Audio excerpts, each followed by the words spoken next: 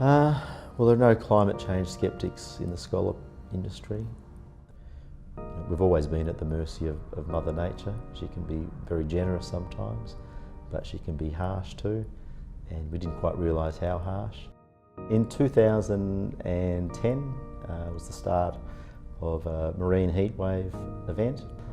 So the water temperature spiked 5 degrees above average for that time of the year, and we thought, oh well, the water got a bit warm, but yeah, there didn't seem to be any impacts. We had a 440 tonne catch season that year, which was the 4th highest on record, and it wasn't really until we did the survey the following year that we thought, yes, there's a rather serious problem here.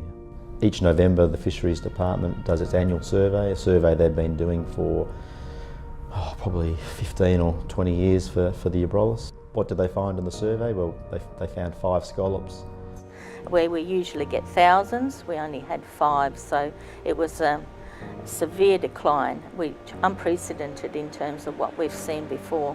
I suppose to put it in context, in the 2011 season, we had a really good season. We had 6 boats fishing, so we would have had 60 crew working on our vessels. Probably 35 staff working in the factory. So, you're looking at close to 100 people who were employed the next year, and the year after that, and the following year, there's just no work at all.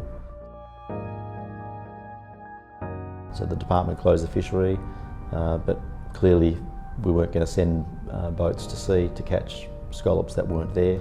So we had climate science experts, oceanographers, scallop experts and industry all came together to try to work out, well, what's happened, what are the short, medium and long-term implications of this, what was really a disaster.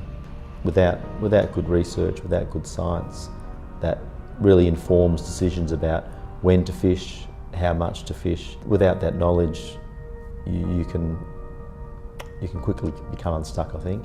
So in 2014 and 15, we started to see little bit by little bit increase in the scallop numbers in the Abrolhos.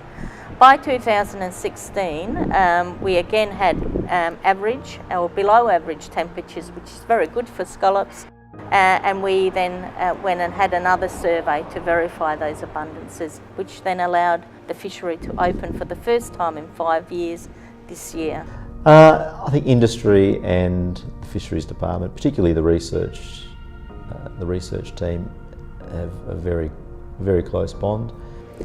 Certainly we've got to be mindful that with climate change and water temperatures are increasing slowly along this coast, and the potential for extreme events is probably going to increase. Therefore we've got to be prepared.